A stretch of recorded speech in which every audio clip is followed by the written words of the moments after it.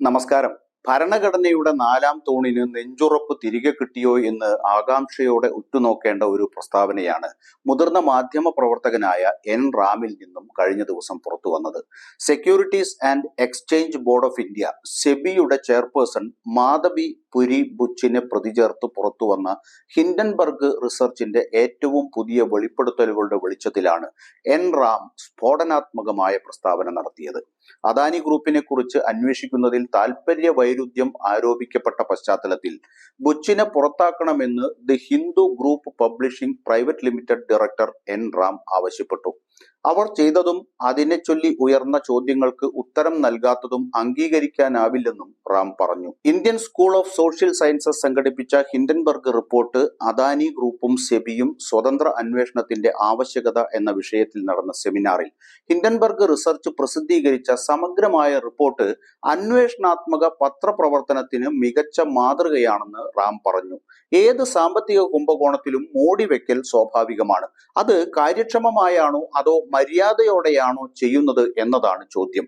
എന്നാൽ ഇക്കാര്യത്തിൽ ബന്ധപ്പെട്ട സ്ഥാപനങ്ങൾ ദയനീയമായി പരാജയപ്പെട്ടു എന്നും റാം വ്യക്തമാക്കി. ആരാണ് സെബിയുടെ അംഗങ്ങളെയും ചെയർപേഴ്സണെയും നിയമിച്ചത്? സുപ്രീം കോടതിയുടെ ഉദ്ദേശങ്ങളെ താൻ ചോദ്യം ചെയ്യുന്നില്ലെന്ന് അടിവരയിട്ട എൻ റാം സുപ്രീം കോടതി കേസ് ആഴത്തിൽ പരിശോധിച്ചിട്ടില്ലെന്ന് പറഞ്ഞു. ഇലക്ട്രൽ ബോണ്ട് കേസിൽ സുപ്രീം കോടതിയെ നമ്മൾ അഭിനന്ദിക്കണം. എന്നാൽ തുല്യ പ്രാധാന്യമുള്ള ഈ കേസിൽ കോടതി പരാജയപ്പെട്ടു. പ്രത്യേകിച്ച് ചീഫ് ജസ്റ്റിസ് DY ചന്ദ്രചൂഡിന്റെ നേതൃത്വത്തിലുള്ള 3-അംഗ ബെഞ്ച് സെബിയുടെ ഉറപ്പുകൾ സുപ്രീം കോടതി അംഗീകരിക്കുകയും അതിന്റെ ഫലത്തെക്കുറിച്ച് അന്വേഷിക്കാതിരിക്കുകയും ചെയ്തത് എന്തുകൊണ്ടാണെന്നും അദ്ദേഹം ചോദിച്ചു. സംഭവത്തിൽ ചില ചോദ്യങ്ങൾ ചോദിക്കേണ്ടതുണ്ടെന്ന് പറഞ്ഞ റാം 3 ചോദ്യങ്ങൾ മുന്നോട്ട് വെച്ചു. സെബി ചെയർപേഴ്സണോ അംഗങ്ങളോ നടത്തിയ നിക്ഷേപങ്ങൾ പെരുമാറ്റച്ചട്ടത്തിന് വിരുദ്ധമാണോ? അവർ തന്റെ നിക്ഷേപം വെളിപ്പെടുത്തിയിരുന്നോ? അദാനി കേസിലെ അന്വേഷണത്തിൽ സെബി ചെയർപേഴ്സൺ സ്വയം ഒഴിഞ്ഞുമാറിയോ എന്നീ 3 ചോദ്യങ്ങളാണ് അദ്ദേഹം ചോദിച്ചത്.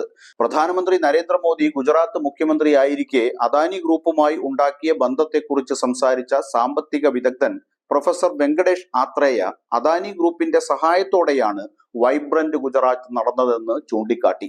പ്രശ്നം അദാനിയുടെയോ സെബി ചെയർപേഴ്സന്റെയോ മാത്രമല്ല, ഇന്ത്യൻ സർക്കാരിന്റെ സാമ്പത്തിക നയങ്ങളാണെന്നും വെങ്കടേഷ് ആത്രേയ പറഞ്ഞു. അതേസമയം സെബി ചെയർപേഴ്സണെ ഉടൻ പുറത്താക്കണമെന്ന് കോൺഗ്രസ് ആവശ്യപ്പെട്ടതായി AICC വക്താവ് സന്ദീപ് ദീക്ഷിത് പറഞ്ഞു. ഈ വിഷയം അന്വേഷിക്കാൻ സംയുക്ത പാർലമെന്ററി സമിതിയെ നിയമിക്കണമെന്നും കോൺഗ്രസ് ആവശ്യപ്പെട്ടു. 2 ഘട്ടങ്ങളിലായി ആരോപണങ്ങൾ ഉയർന്നു വന്നിട്ടും അതിന്റെ പേരിൽ വിശദീകരണം നൽകാതെ അധികാര കസേരയിൽ അള്ളിപ്പിടിച്ചിരിക്കുകയാണ് സെബി ചെയർപേഴ്സൺ മാധബി പുരി ബുച്ച്. അവരെ വലിച്ചു താഴെയിടാൻ എൻ റാമിന്റെ പ്രസ്താവനയ്ക്ക് കഴിയുമോ എന്ന് കാത്തിരുന്ന് കാണാം.